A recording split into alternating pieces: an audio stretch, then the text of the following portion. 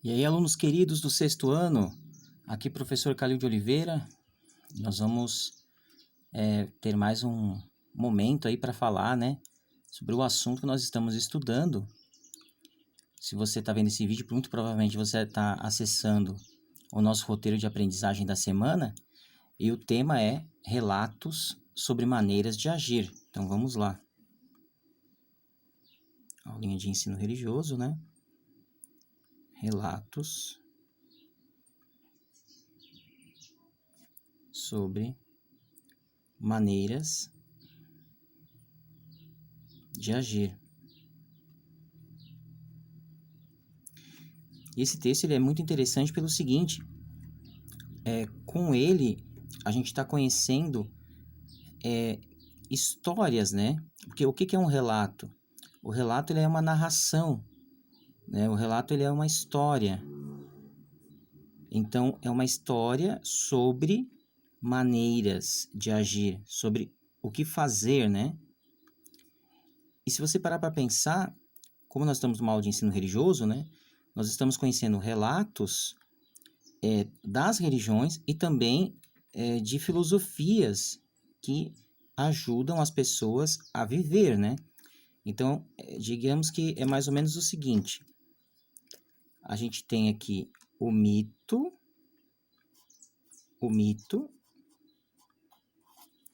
e aqui a gente tem o rito. Então, o mito e o ritual. Tudo que a gente faz tem um significado, né? Um símbolo. Então, a gente tem aqui a teoria e aqui a gente tem a prática. Então, são histórias, relatos, narrativas que levam a uma celebração, cerimônia, certo? Então, vamos entender aqui, ó. Por que as pessoas... Aqui o ritual, né? Por que as pessoas fazem o batismo? Porque elas precisam, a teoria, receber pessoas novas, né? Novos membros na comunidade. Então, por elas entender que é importante receber novos membros na comunidade, surge uma prática, um ritual chamado batismo, certo? Outro ritual, o ritual do casamento. Então, por considerar importante, ó, teoria, o mito que está por trás, por considerar importante para a perpetuação da espécie, por exemplo, para a união de pessoas, né? Por exemplo, o casamento de pessoas diferentes, né? Por achar importante que é preciso deixar o pai e a mãe, né? E se unir a alguém, então se faz uma cerimônia e que é cheio de significados, cheio de teorias, mitos, né? Então, um dos significados interessantes do casamento é a ideia de aliança. Então, olha só que interessante, a aliança, ela é um símbolo, né? Que não tem início e não tem fim. Então, o branco também no casamento, né? Para representar a pureza. Então, existem vários símbolos, várias teorias, várias crenças que levam a algumas práticas, né? Então, da teoria para a prática, do mito para o rito, né? Então, as pessoas que sentam tem a prática de almoçar junto, em família, né? Para representar uma teoria da união, uma crença do mito, né? Da união familiar, né? Então, sempre existe uma história, um relato sobre uma maneira de agir. A gente viu, por exemplo, os ritos de iniciação, né? A gente está vendo sobre isso, inclusive é assunto até do nossa próxima aula, que é o ritual de iniciação, né? O também chamado rito de passagem. Então, para ser adulto, né? Então é importante marcar um momento da vida em que a pessoa vai ser adulta. Então, existe um rito para a fase adulta, existe um rito aqui que é de passagem, né? Então, vamos imaginar aqui, ó, o menino que ele é judeu, ele precisa ler uma parte do livro sagrado, né, chamado Torá. Então, esse livro aqui, né, ele precisa ter um conhecimento desse livro para poder ser considerado adulto, né? Então, quando o menino ele vai lá na sinagoga e ele participa do chamado Bar Mitzvah, né? Ele provou para a sociedade que ele já pode ser considerado um membro da comunidade no sentido assim de ser adulto, da maioridade religiosa, vamos dizer assim. A gente vai ver na próxima aula outros exemplos, né? O índio é diferente, na nossa cultura é diferente também, certo? Então há muitos relatos, há muitas crenças por trás do ritual, né? Da maioridade, né? Então aqui vamos colocar também mais uma setinha, que é ser adulto, né? Seria a maioridade. A maioridade religiosa, né? Por exemplo, ó, a partir do momento que você já tem a maioridade religiosa, você já pode, por exemplo, casar, né? Então tem um rito acaba levando a outro, né? Então o batismo, a maioridade, o casamento, né? E tem também os rituais funerários, que é para lidar com a morte, né? Então cada cultura tem o seu, entenderam? Outra coisa interessante da gente falar aqui é como fora da religião, né, a gente pode ter maneiras de agir. E uma história interessante é o chamado mito da caverna de Platão. Então tem um cara chamado Platão, né, que ele contou uma história, ele tem um relato aqui, né, sobre uma maneira de agir. Então Platão, ele fala do mito da caverna. O que seria esse mito da caverna, né? Ele mostra nessa alegoria, né, de que existiria aqui uma caverna, né?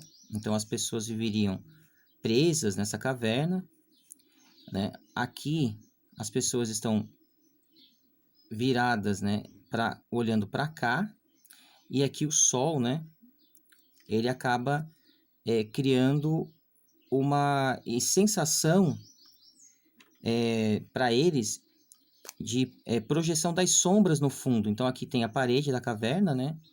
E todos os animais que passam aqui na frente da caverna, eles vão projetando uma sombra. Então as pessoas olhando para a sombra acham que estão olhando para o mundo real. Até que um desses habitantes ele sai da caverna e ele descobre que aqui o mundo é colorido, o mundo é diferente. E aí ele volta para contar para os amigos. E os amigos acabam julgando e condenando ele à morte. Então esse mito, essa alegoria da caverna, ela é interessante porque ela mostra, né, uma moral da história, vamos dizer assim, de que é difícil para as pessoas deixarem, ele está falando da ignorância, é difícil das pessoas deixarem a ignorância, né? Porque tem que sair da caverna. Quando você sai da caverna, você está no escuro aqui, né? A luz do sol incomoda os olhos, né? Aqui, nessa saída, também teria o fogo também, né? As pessoas estariam acorrentadas aqui, segundo essa história de Platão. Então, a ignorância ela é muito forte e é difícil se desprender dela. Outro mito interessante é o mito dos Yorubás, que fala sobre uma alegoria sobre a felicidade. Então, a felicidade ela estaria dentro das pessoas. Mas antes da felicidade estar dentro das pessoas, os deuses, né, da tradição iorubá, no caso os orixás, eles estavam discutindo onde colocar a felicidade. Então eles começaram a fazer uma lista. Vamos colocar a felicidade na fartura, né? Então, quando a pessoa tem o que comer, ela é feliz. Aí o outro disse, não, vamos colocar a felicidade nas vitórias. Então, quando uma pessoa está com uma dificuldade, ela vence uma guerra, aí ela está feliz. Outro disse, não, vamos colocar a felicidade na caridade. Então, quando alguém faz o bem para o outro, ela fica feliz. E foram fazendo uma lista enorme, outro e outro e outro, até que eles perceberam que não, que o mais certo era colocar a felicidade dentro das pessoas. Então, a felicidade não dependeria de nada fora. Essas coisas poderiam acontecer e ainda assim a pessoa aqui se sentir infeliz. Ela só seria feliz unicamente se ela conseguisse olhar para dentro dela mesma, né? Então, uma pessoa só conseguiria ser feliz se ela conseguisse olhar para dentro de si, independente de tudo que acontece em volta. Então, a felicidade é uma coisa mais simples, certo? Do que se pode imaginar. Então, vamos recapitular? Mito. Mito é uma narrativa, é um relato, é uma história, né? É uma teoria, é uma crença, né? Que leva a algumas práticas. Então, as práticas são os ritos. Então, o rito é o mito em movimento. Olha que interessante. Essa é uma relação interessante, né? Tudo que a gente faz tem um porquê a gente faz, né? Então, todo mito leva a um rito. Outra coisa interessante é que existem rituais religiosos presentes na nossa vida, né? Na maioria das pessoas existem esses rituais aqui, ó. Que é o batismo, o casamento, o ritual de iniciação à fase a vida adulta, né? Rituais funerários. Em todas as culturas praticamente tem isso. Platão fala que a nossa vida, né, deve ser evitar a ignorância. E ele conta como é difícil isso, através de um mito, uma história, né? Então as pessoas devem levar a sua vida de maneira a fugir da ignorância. E os Yorubás, povo Yorubá, né, que é um povo que deu origem ao culto afro-brasileiro, por exemplo, eles contam lá que a ideia da felicidade ela é individual. A felicidade depende de uma pessoa, da pessoa olhar para dentro de si mesma.